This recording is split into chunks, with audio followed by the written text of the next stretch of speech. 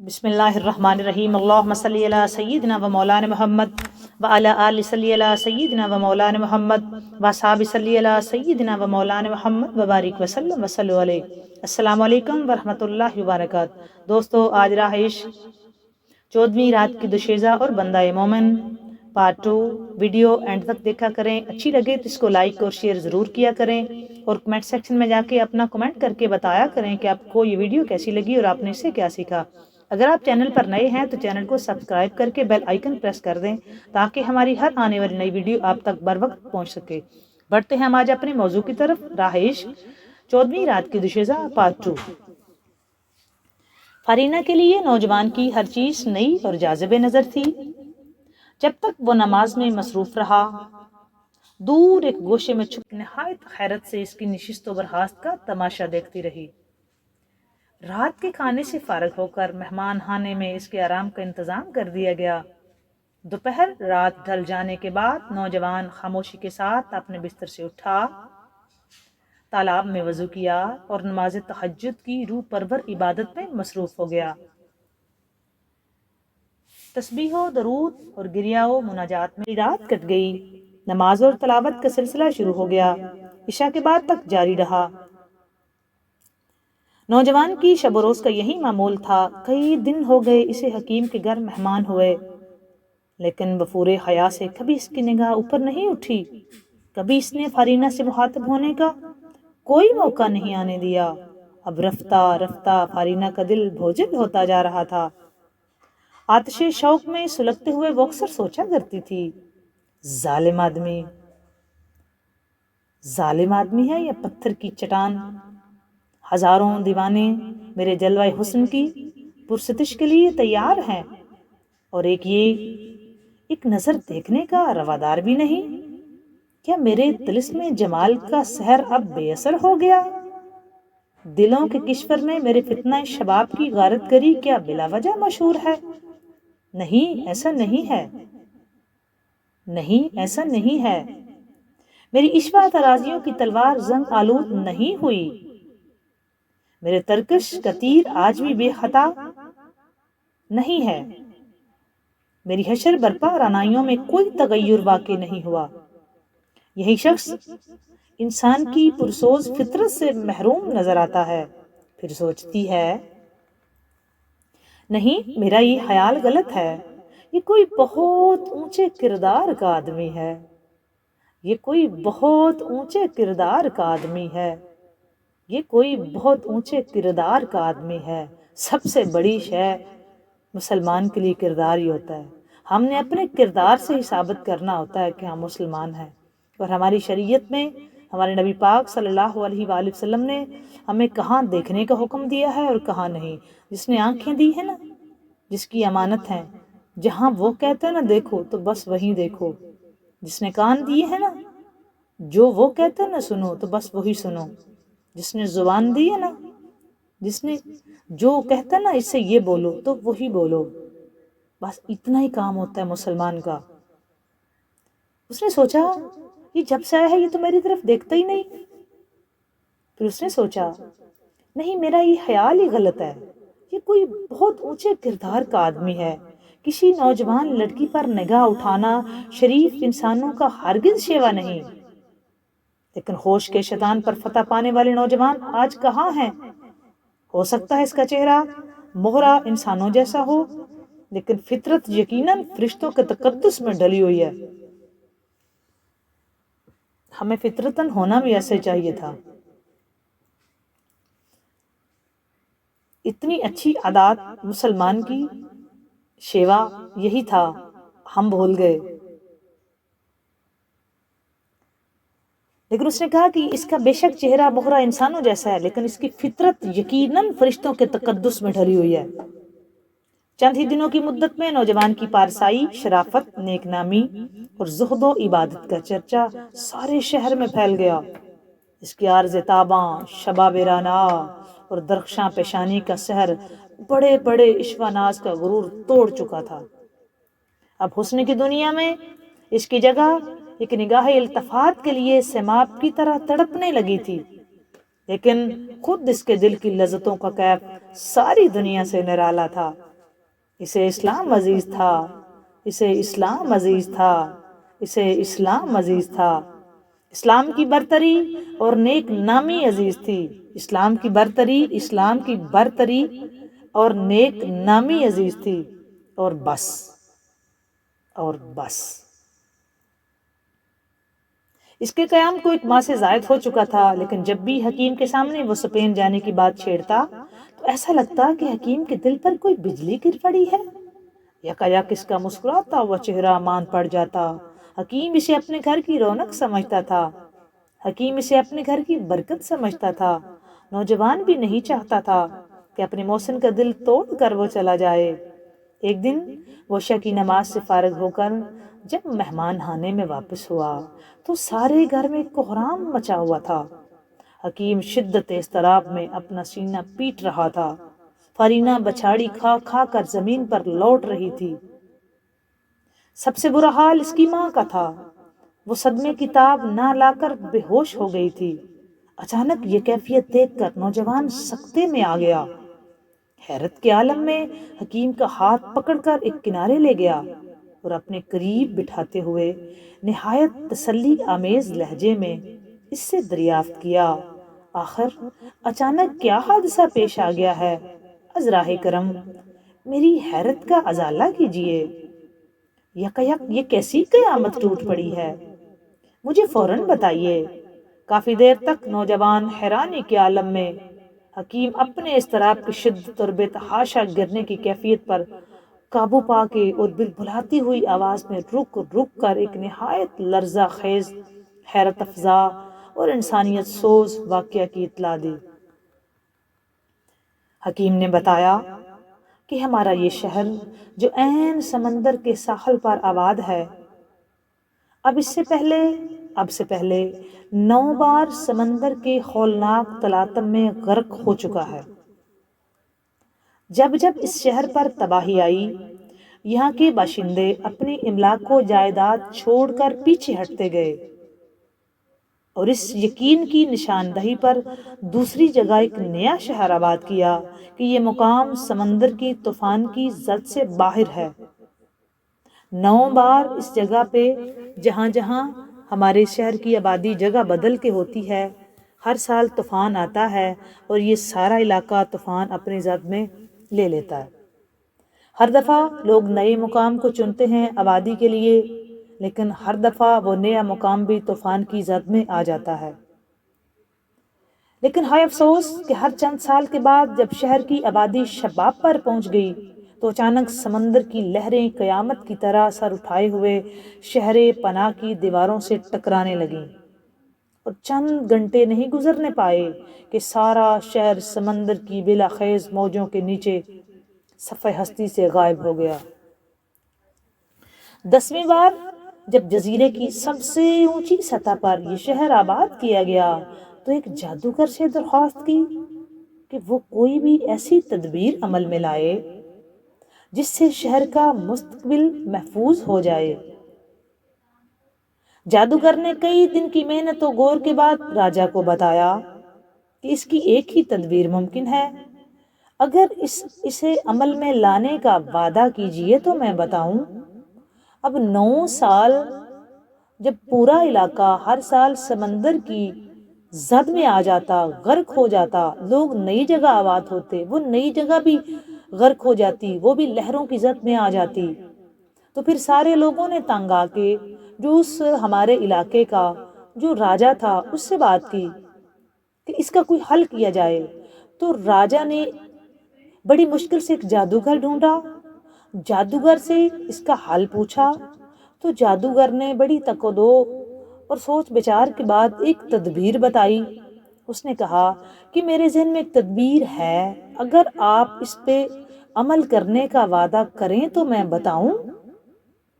راجا نے دوسرے دن شہر کے تمام لوگوں کو جمع کر کے انہیں ساری تفصیل بتائی اور دریافت کیا کہ اگر آپ لوگ اجازت دیں تو میں جادوگر سے وعدہ کر لوں۔ ہر طرف سے آواز آئی کہ شہر کے مستقبل کا تحفظ ہمارے ہر مافد سے بالاتر ہے، ضرور وعدہ کر لیا جائے۔ جو بھی جادوگر کہتا ہے ہم اس پہ عمل پیرا ہوں گے. آپ اس سے وعدہ لیں, پوچھیں کہ وہ کیا کروانا چاہتا ہے اور ہم یقیناً اس پہ پورے اتریں گے. راجا کی وعدہ کر لینے کے بعد جادوگر نے بتایا کہ سمندر کے اندر 40 قدم کے فاصلے پر جس طرح بھی ممکن ہو پانی میں ایک مندر بنایا جائے. جادوگر نے بتایا کہ سمندر کے اندر 40 قدم کے فاصلے پر جس طرح بھی ممکن ہو پانی میں ایک مندر بنایا جائے جس کی قد آدم کھڑکیاں پچھم کی طرف کھلتی ہوں اور اس کے دروازے کا رخ پورب کی طرف ہو. یہ سورج مغرب اور مشرق کو بولتے ہیں, پورب اور پچھم. مندر کی تعمیل مکمل ہو جانے کے بعد ہر 6 مہینے پر شہر کی حسین دوشیزہ منتخب کر کے عین 14ویں رات میں مندر کے اندر بند کر دی جائے. صبح کے وقت اس کی مردہ لاش جس کی دوشیزگی زائل ہو چکی ہو, صبح کے وقت اس کی مردہ لاش کو اٹھا کر مندر سے نکال کر سمندر میں بہا دی جائے. چونکہ راجہ قوم کی طرف سے زبان ہار چکا تھا, اس لیے دل پر جبر کر کے لوگوں نے جادوگر کی اس تجویز کو قبول کر لیا. جادوگر نے تجویز دی کہ 40 قدم کے ساتھ فاصلے پہ سمندر کے اندر ایک مندر بنایا جائے اور پھر سال میں اور پھر ہر 6 ماہ بعد پورے شہر کی جو حسین ترین لڑکی ہوگی اس کو دلہن بنا کے اس مندر کے اندر بند کر دیے جائے. 14ویں رات کو بند کر دیے جائے اور باہر سے تالا لگا دیے جائے اور اس کے بعد صبح جب اس کو نکالا جائے تو وہ مر چکی ہوگی, اس کی دوشیزگی ضائع ہو چکی ہوگی اور اس کو اٹھا کے پھر سمندر میں بہا دیا جائے. اچھا, یہ تجویز راجہ کو قبول کرنی پڑی کیونکہ راجہ اپنی قوم سے وعدہ لے چکا تھا. جبر کرتے ہوئے اپنے دل پہ راجہ نے یہ تجویز قبول کر لی. حکیم نے سلسلہ بیان جاری رکھتے ہوئے کہا کہ اس واقعہ کو 20 برس سے زائد ہو گئے.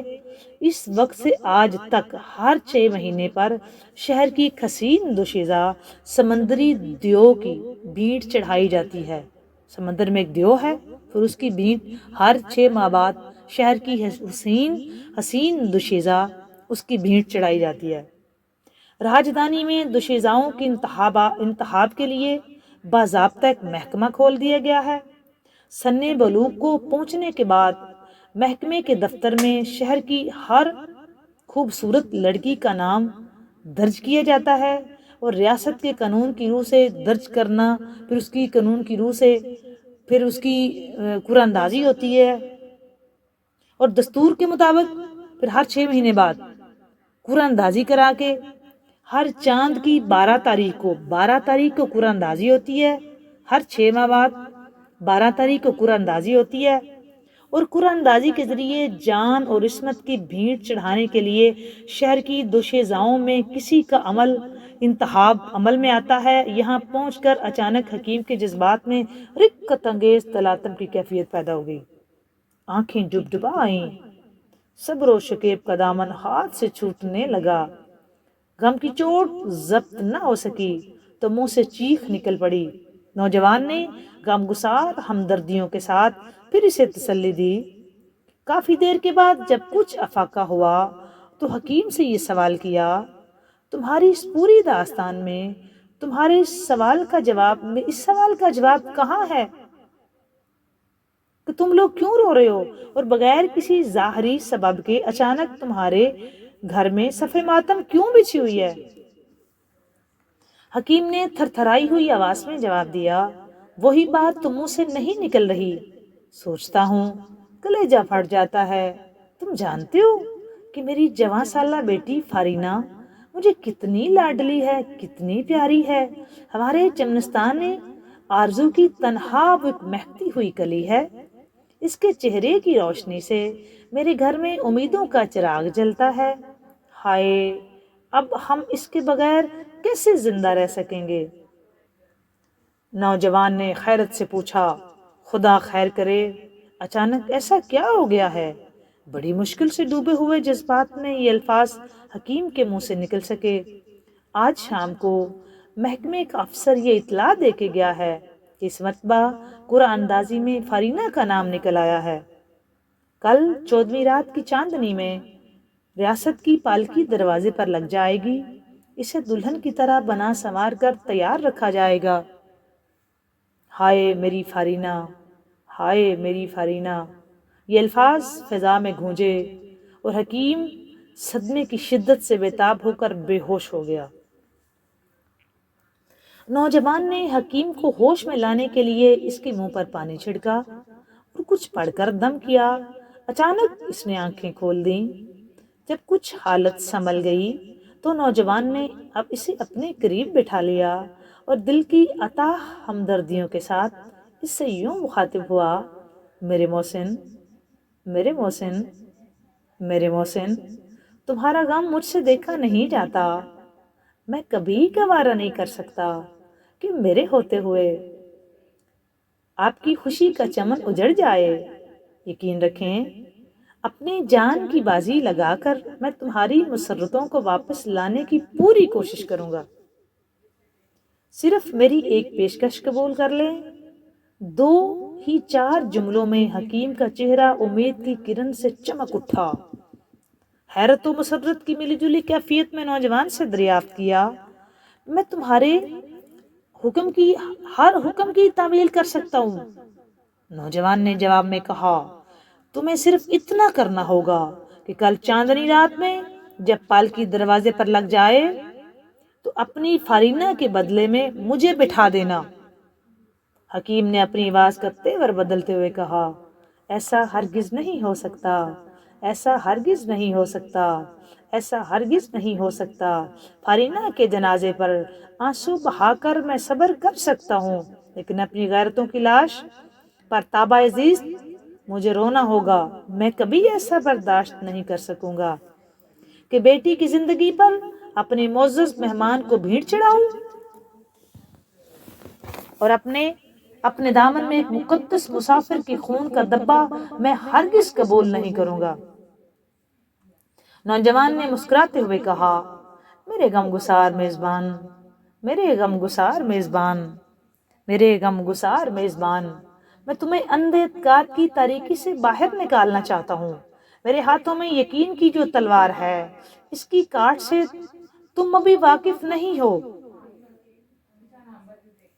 اس تلوار سے چشموں زدن میں بڑی بڑی باطل قوتوں کا سر میں نے قلم کر دیا ہے۔ شاید ابھی تم میری باتوں کا اعتبار نہ کر سکو، لیکن گرہ باندھ لو، صبح کے وقت مندر کا دروازہ کھلتے ہی تمہاری آنکھوں کی پٹی بھی کھل جائے گی۔ برسوں کا آفتاب تک طلوع نہیں ہوگا، برسوں کے آفتاب طلوع ہونے سے پہلے تمہیں پتہ چل جائے گا، جب تک اس جزیرے کی تاریخ کا ایک نیا دور شروع ہو جائے گا۔ حکیم نے استجاب کے ساتھ دریافت کیا، کیا واقعی تم اس محیط اور خوفناک دیو پر غالب آ جاؤ گے جس نے 9 مرتبہ ہماری جیتی جاگتی دنیا کو فنا کے گھاٹ اتار دیا ہے؟ سینکڑوں عفت مآب دوشیزاؤں کا خون پی کر جس کی بہیمانہ قوتوں کا اندازہ ہمارے قیاس سے باہر ہو گیا ہے، نوجوان نے جھنجھلاتے ہوئے جواب دیا کہ یہ کوئی مشکل کام ہے۔ معزز حکیم صاحب، اطمینان رکھیں، ایک دردناک مصیبت کے وقت میں آپ سے مذاق نہیں کر رہا ہوں۔ میرا لفظ لفظ کی شہادتوں سے بوجھل حق کی توانائی کا تماشا دیکھنے کے لیے کل رات کی سحر کا انتظار کریں۔ نوجوان کی گفتگو سے حکیم کی مسرتوں کی کوئی انتہا نہ رہی۔ امیدوں کے نشے میں سرشار ہو کر اٹھا اور گھر کے صحن میں 2 تڑپتی ہوئی جانوں کو یہ مژدہ جاں فزا سنایا۔ ایک خوشگوار امید کے سہارے حکیم اور اس کی بیوی کے غم کا طوفان تھم گیا، لیکن فارینہ کی رات انتہائی بے چینی میں گزری۔ نوجوان کے لیے ایک نامعلوم اضطراب کی آگ رہ رہ کر اس کے دل میں بھڑک رہی تھی۔ اس فکر میں غلط و بے چاں رات بھر وہ کروٹ بدلتی رہی، ساری رات وہ جاگتی رہی، ساری رات اس نوجوان کے بارے میں وہ سوچتی رہی کہ کسی طرح بھی نوجوان کو اپنے ارادے سے باز رکھا جائے، کچھ ایسا ہو جائے، یہ نہ جائے، بچ جائے، اس کی جان بچ جائے، اس کو اس کے ارادے سے باز رکھا جائے، کیسے بات کروں اس سے، کیسے سمجھاؤں اس کو، کون سا طریقہ اختیار کروں، پر یہ تو بات بھی نہیں سنتا، اس سے تو کبھی بات ہوئی نہیں، میں کیسے اس کو بتاؤں کہ اس کی جان میری جان سے زیادہ ضروری ہے۔ لیکن نوجوان کے آخری عزم کے سامنے اب کسی کی زبان نہیں کھل سکتی تھی۔ آج 14ویں رات تھی، لیکن شام ہی سے فضاؤں پر سوگوار اداسیوں کا سایہ مسلط ہو گیا تھا۔ شہر کے ہزاروں نوجوان فرینا کے غم میں تڑپ رہے تھے۔ ہر گلی میں گریازاری اور ایک شور برپا تھا۔ فرینا کی تنہا زندگی ہزاروں زندگیوں کی امید کا سرشتہ تھی۔ آج جزیرے کی آبادی ایک بے مثال و یکتا پری جمال حسینہ کے وجود سے خالی ہونے والی تھی۔ راجدھانی کی سلامتی کے لیے ایک عظیم قربانی کی تقریب میں شہر کے سارے معززین حکیم کے دروازے پر جمع ہو گئے تھے۔ ہر شخص کی زبان پر حکیم اور اس کے گھر والوں کے لیے تحسین و آفرین اور صبر و تسلی کے کلمات جاری تھے۔ دستور کے مطابق ٹھیک ایک پہر شب گزر جانے کے بعد پھولوں میں بسی ہوئی راج دربار کی پالکی حکیم کے دروازے پر آ کر لگ گئی۔ پالکی کی کھڑکیوں پر محمل کے زور زنگار پردے لٹک رہے تھے۔ پیچھے بینٹ چڑھانے کی رسومات کا سامان لیے ہوئے نیم برہنہ پجاریوں کا ایک دستہ کھڑا تھا۔ کئی مہینہ کی مدت قیام میں آج پہلی مرتبہ نوجوان نے حکیم کے زنان خانے میں قدم رکھا تھا۔ دوستو، رہائش 14ویں رات کی دوشیزہ پارٹ 2 یہاں تک۔ نیکسٹ ویڈیو میں پارٹ 3 اس کا آغاز کریں گے۔ آپ بتائیں کمنٹ سیکشن میں جا کے آپ کو اس سے کیا سمجھ آئی۔ اگر آپ کو یہ اچھی لگی تو اس کو لائک اور شیئر ضرور کیا کریں۔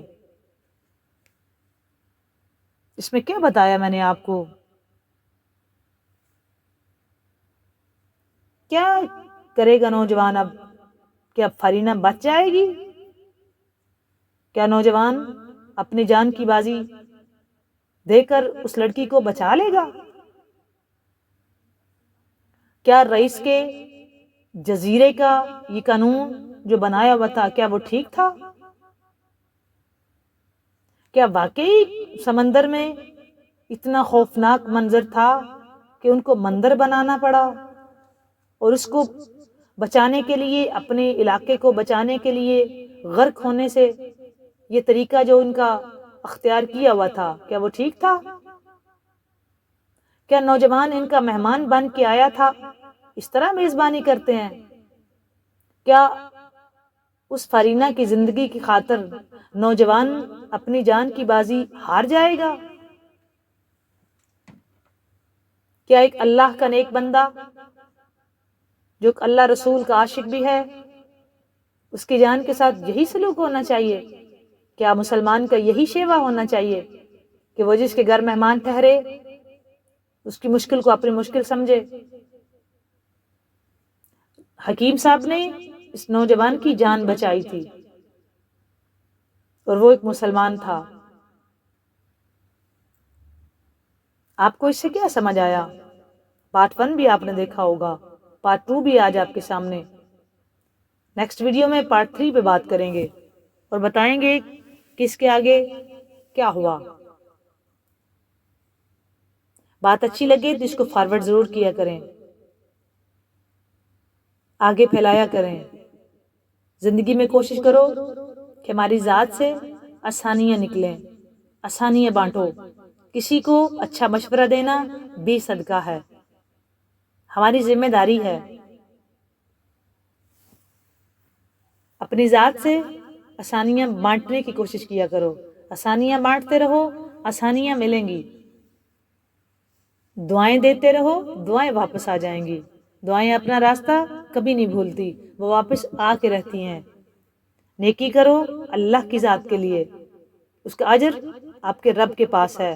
بندہ دے گا اجر تو وہ تھوڑا دے گا، وہ اپنی بساط کے مطابق دے گا۔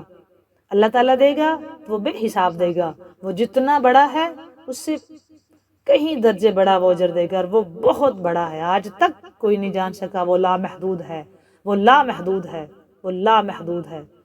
ہماری چھوٹے چھوٹے ذہنوں میں کبھی وہ پورا نہیں آ سکتا، ہم اس کی ذات کو نہیں سمجھ سکتے۔ یہ اس کا کرم، یہ اس کا فضل کہ ہم اس کے ماننے والے ہیں۔ شکر ادا کیا کرو کہ ہم اس معبود برحق کے ماننے والے ہیں، ہماری جبینیں اسی خالق کائنات کے سامنے جھکتی ہیں۔ کروڑوں درود و سلام اس کے حبیب مکرم احمد مجتبیٰ جناب حضرت محمد مصطفیٰ صلی اللہ علیہ وآلہ وسلم پہ، کہ اللہ تعالیٰ نے جن کا ہمیں امتی بنایا۔ کروڑوں درود و کروڑوں سلام سرکار کی آل اولاد اصحاب ازواج پہ، سرکار کے خاندان پہ، سرکار کے اہل بیت پہ۔ اللہ تعالیٰ میری اور آپ کی سب کی مشکلیں آسان فرمائے، اللہ تعالیٰ سب کے لیے اپنی غیبی مدد فرمائے۔ اللہ تعالیٰ جس کی جو حاجات ہیں اللہ پاک ان کی حاجات کو پورا فرمائے، خاص طور پہ جتنے بے اولاد ہیں مالک صدقہ اپنے حبیب کی عزت و عظمت کا سب کو زندگی والی اولاد نرین عطا فرمائے۔ اگلی بات نیکسٹ ویڈیو میں زندگی رہی تو انشاءاللہ نیکسٹ ویڈیو میں بات ہوگی، اچھی لگے تو اس کو لائک اور شیئر ضرور کیا کریں۔ اللہ حافظ۔